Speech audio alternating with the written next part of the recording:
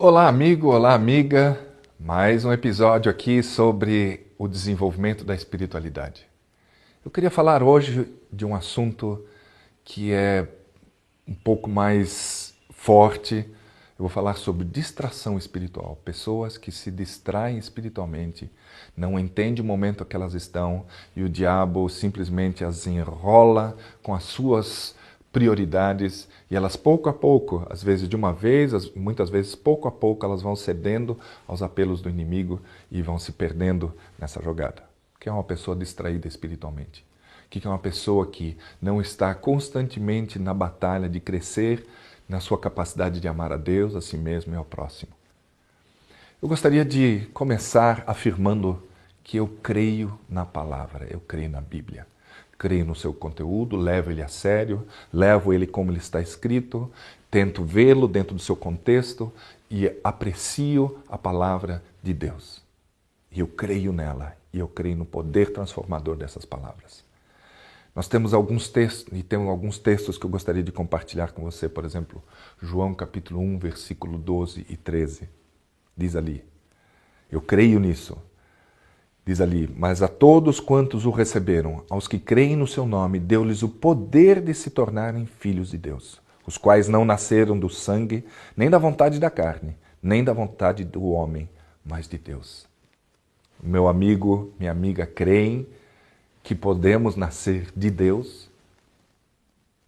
Um outro texto que está em Gálatas, capítulo 2, versículo 20, diz ali, já estou crucificado com Cristo e vivo não mais eu, mas Cristo vive em mim. E a vida que agora vivo na carne, vivo-a na fé no Filho de Deus, o qual me amou e se entregou a si mesmo por mim. Em Gálatas 20, o apóstolo Paulo afirma que é possível Cristo viver em mim, e eu creio nisso. Eu creio que é possível viver uma vida em Cristo Jesus. Creio naquele texto que diz em Mateus capítulo 10, versículo 38, e quem não toma a sua cruz e não segue após mim, não é digno de mim. Eu entendo também que para eu me desenvolver espiritualmente, eu tenho que tomar a cruz de Cristo, negar-me a mim mesmo e segui-lo sem restrições.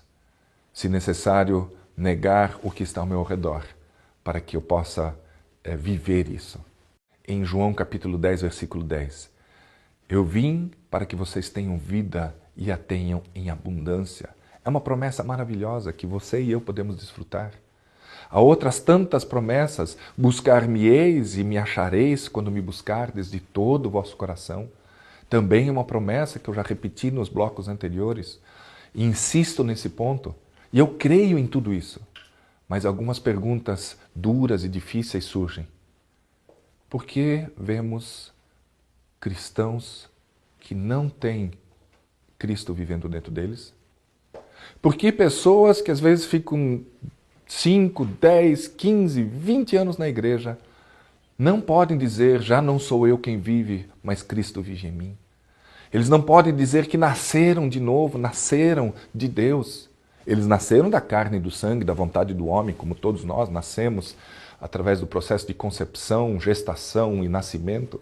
Mas quantas pessoas podem dizer realmente que vivem uma vida abundante porque nasceram de novo? Importa-vos nascer de novo, disse Jesus para Nicodemos. E ele disse, não é possível entrar no reino de Deus sem nascer de novo. Como é que isso não acontece na vida de tantos cristãos que eu conheço? Eu conheço tantos cristãos que vivem as regras da religião sem nunca ter experimentado a proximidade com Deus. O que acontece é que essas pessoas basicamente estão pressionadas pela cultura do seu ambiente, do seu país, do seu estado, da sua cidade e vivem um cristianismo adequado a essa realidade. Parece que em alguns agrupamentos de cristãos até há um pacto mútuo em que se vive um cristianismo que é infectado pelas filosofias do mundo. E está tudo bem, um olha para o outro e não tem coragem de repreender, porque ele mesmo também não está de acordo 100% daquilo que Deus espera dele. Querido, imagina que seria de um cristianismo se nós o vivêssemos realmente com todo o coração. Dá uma olhada no que aconteceu na África. No período da década de 90, no país chamado Ruanda, talvez o maior genocídio de todas as épocas aconteceu ali. Mas antes disso, pouco antes disso desse genocídio, os missiólogos estavam festejando o maior sucesso de evangelizar um país de todos os tempos. Em 30 anos se pregou o evangelho no país inteiro.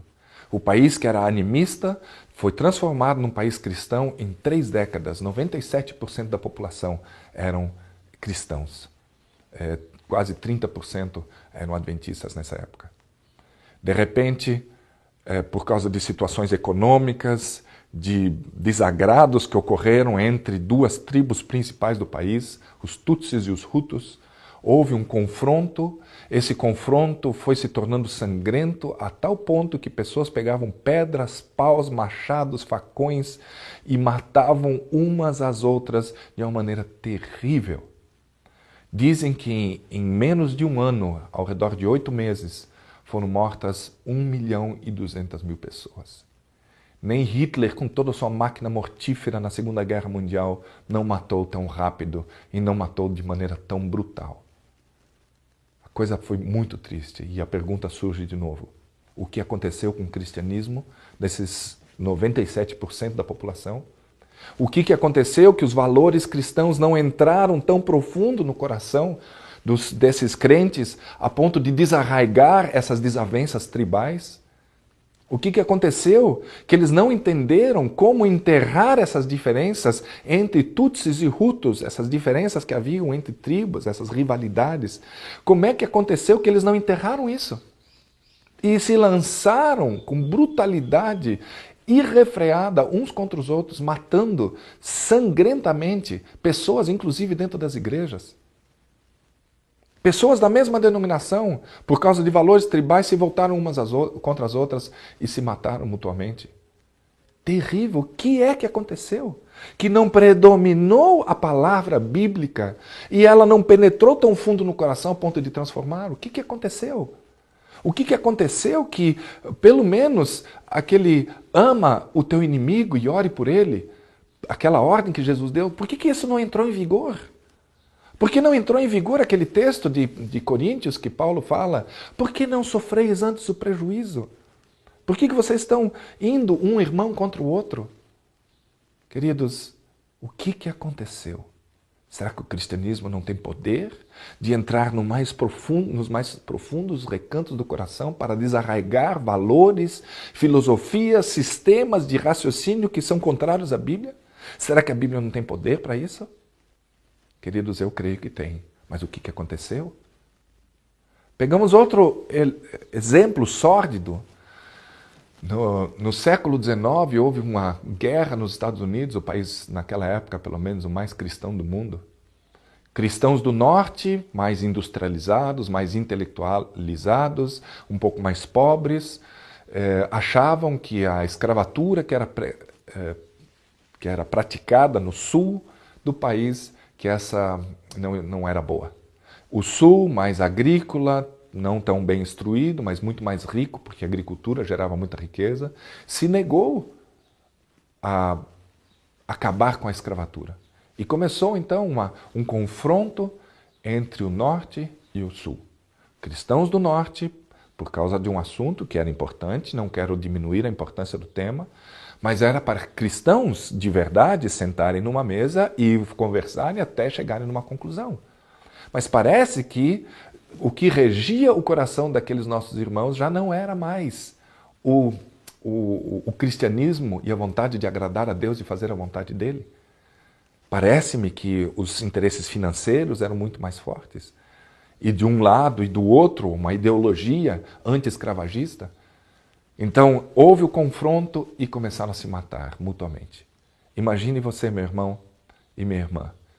Os do norte faziam cultos nas suas igrejas e adoravam a Deus, clamando a Deus que lhes desse vitória sobre os maus do sul. Os do sul, às vezes até na mesma denominação, faziam cultos nas suas igrejas, louvando e exaltando a Deus, pedindo para que Deus lhes desse poder e conseguissem vencer os maus do norte. O que aconteceu ali? Que os valores cristãos não prevaleceram? Por que um diálogo, quando o teu irmão tem alguma coisa contra você, vai e fala com ele, diz a Bíblia, em Mateus? Por que não fizeram isso? Por que não entraram num diálogo? Por que não estenderam a outra face? Por que não entenderam o que Jesus lhes disse sobre conflitos? Irmãos, quando valores externos à Bíblia dominam o coração, filosofias externas dominam o coração, elas bagunçam a vida do cristão. E sabe o quê? Naquela guerra ninguém ganhou. O único que ganhou foi o diabo, que feriu corações de todos os lados e quebrou a pureza de uma nação que buscava a Deus. Quebrou dentro deles aquela santidade que havia naquele lugar. E ninguém ganhou. Claro, os escravos, no final das contas, foram libertos, e eu dou glória a Deus por isso, porque a discriminação não é a vontade de Deus e jamais foi. Mas será que isso não poderia ter sido feito civilizadamente como cristãos? Aí você pode dizer, mas pastor, o senhor está falando da África, daquela situação dos Hutus e dos Tutsis, nada a ver conosco. O senhor está falando da América do Norte, no século retrasado, isso não tem nada a ver conosco. Está tão distante, nós não temos esse problema. Será que não? Eu gostaria de lhes mostrar um quadro aqui, que vai entrar na tela agora, e ele vai mostrar para vocês o que é que nós temos sofrido aqui. Dê uma olhada nesse quadro. O que a Bíblia diz em alguns assuntos. Eu não vou explorar todos, a vida é muito complexa, tem muitos assuntos. Mas dá uma olhada aqui, o assunto número 1, finanças. A Bíblia diz que nós devemos ser fiéis a Deus. A intenção que Deus tem é que nós possamos reconhecer a sua providência e nos submetermos a ela. A filosofia do mundo diz que ensina-nos o capitalismo. A filosofia do mundo, quando nós cedemos a ela, quando nos tornamos cristãos capitalistas, nós, pouco a pouco, vamos tendo um efeito espiritual quando nós cedemos a esse apelo do mundo, que é o uso distorcido dos recursos dados por Deus e um foco egoísta, achando que quanto mais eu retiver dinheiro para mim, mais eu vou ter. Mas que engano. Outro ali ainda, no mesmo quadro, diz o desenvolvimento da generosidade. A Bíblia diz que Deus é generoso e que gostaria que nós o seguíssemos nisso.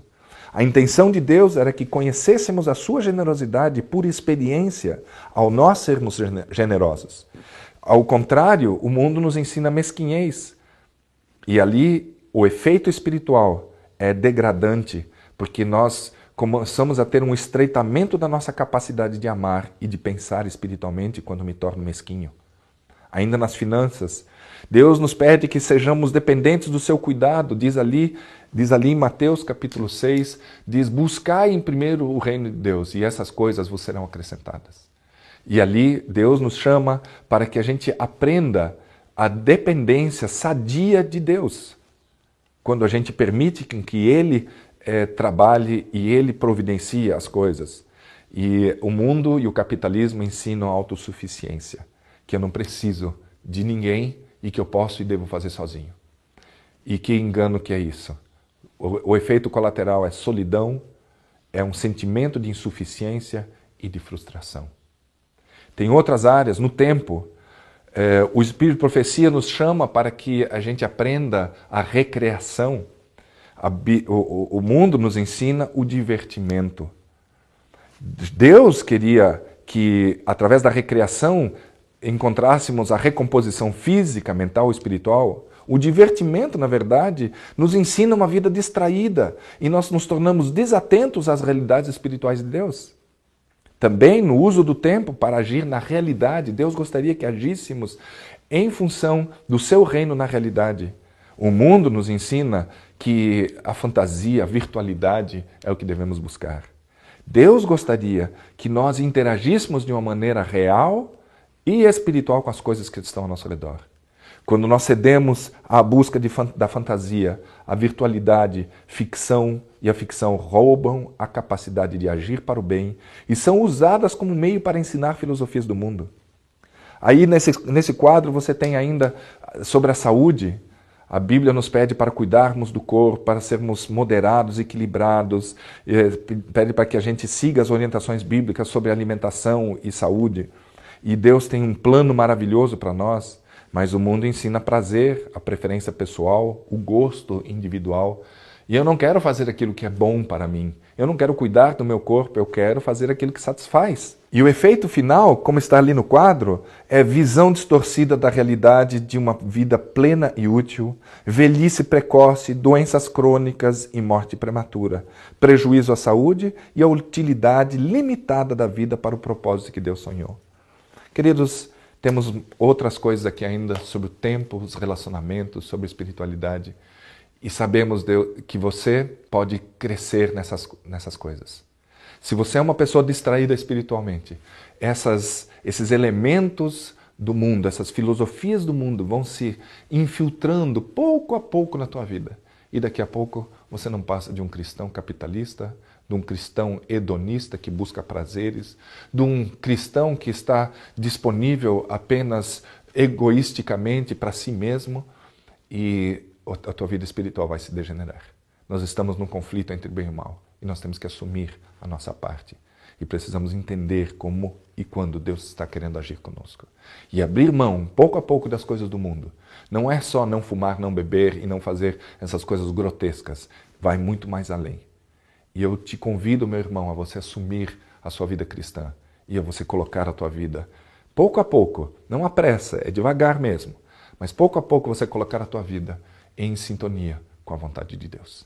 Busque-a de todo o coração e eu sei que Ele vai te mostrar e vai te dar forças e vai fazer e vai cumprir a sua promessa que eu vim para que vocês tenham uma vida e a tenham em plena abundância. Deus o abençoe nessa batalha.